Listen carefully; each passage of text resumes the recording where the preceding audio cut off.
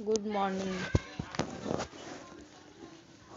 बच्चों। आज हम लोग प्राकृतिक विज्ञान तथा सामाजिक विज्ञान के पद्धति में अंतर पढ़ेंगे।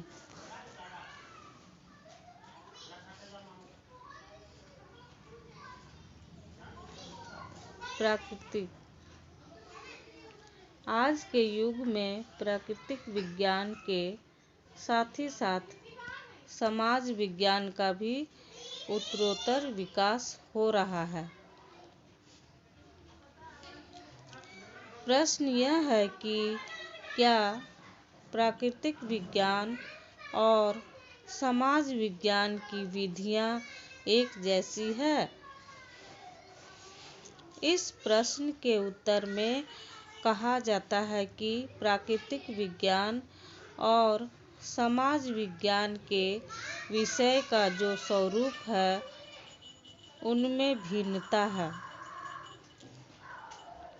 क्योंकि एक तरफ जहाँ प्राकृतिक विज्ञान का संबंध निर्जीव पदार्थ या जीवधारियों का शारीरिक तथा जैविक पक्ष का संबंध रहता है,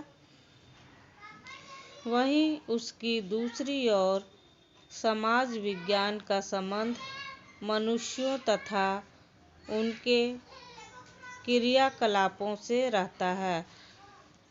समाज विज्ञान में स्वतंत्र इच्छा तथा विकल्पों के बीच चुनाव की क्षमता रहती है।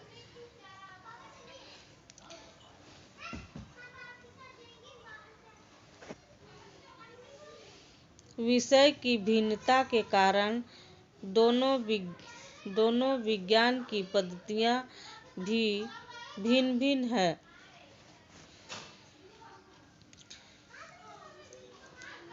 प्राकृतिक विज्ञान का मुख्य लक्ष्य होता है घटनाओं की व्याख्या करना और सामान्य नियमों की स्थापना करना। प्राकृतिक विज्ञान के सामान्य नियमों का एक प्राक कल्पना कहा जा सकता है।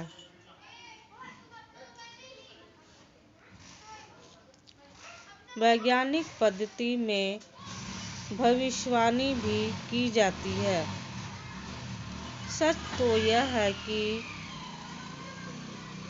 प्राकृतिक विज्ञान तथा समाज विज्ञान की पद्धतियां एक ही है, परंतु इन पद्धतियों को लागू करने के क्रम में अंतर दिखलाई पड़ता है। जो अंतर निम्नलिखित है।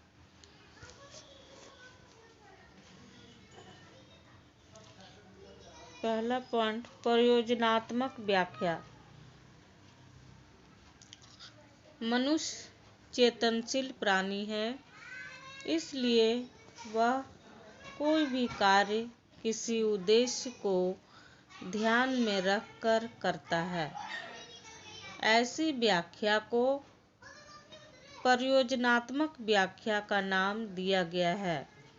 उदाहरण के लिए, यदि कोई व्यक्ति व्यायाम करता है और उसके संबंध में पूछा जाता है कि वह व्यायाम क्यों करता है, इस प्रश्न के उत्तर में कहा जाता है कि अच्छे स्वास्थ्य की प्राप्ति के लिए व्यायाम करता है। वैसी व्याख्या को प्रयोजनात्मक व्याख्या कहा जाता है। इस प्रकार की व्याख्या बुद्धि पर आधारित होता है, न कि कारण पर। दूसरा, प्रक्रियात्मक व्याख्या। समाज विज्ञान खासकर समाजशास्त्र की व्याख्या प्रकार्यात्मक व्याख्या कहलाती है। इस प्रकार की व्याख्या में किसी घटना की व्याख्या उसके द्वारा संपन्न कार्य के रूप में दी जाती है।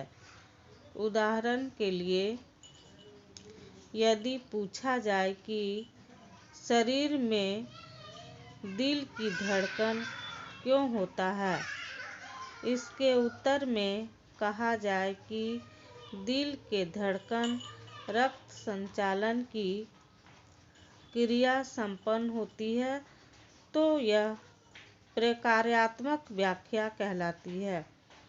इस प्रकार की व्याख्या में चेतन या इच्छित रूप से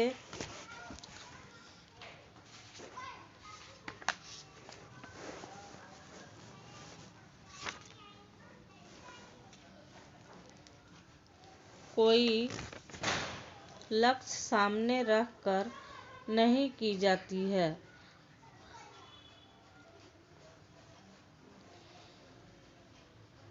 उदाहरण के लिए, हृदय की धड़कन की कोई इच्छित कार्य नहीं होता है।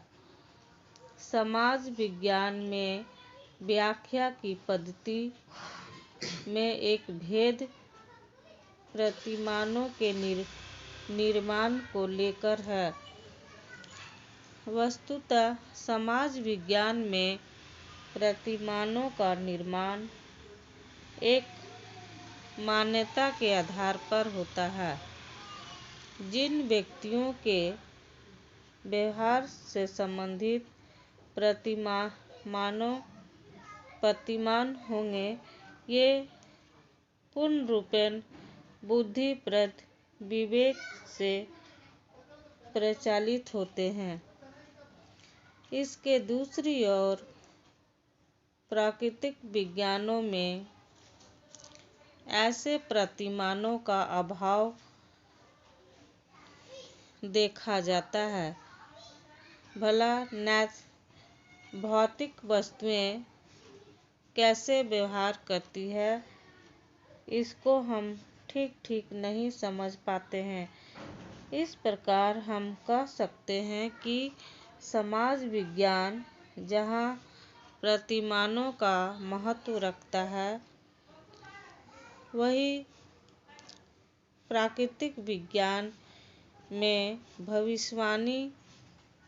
भविष्यवाणियाँ, व्याख्या एवं प्राक्कल्पना अधिक से अधिक देखने को मिलती है। Thank you.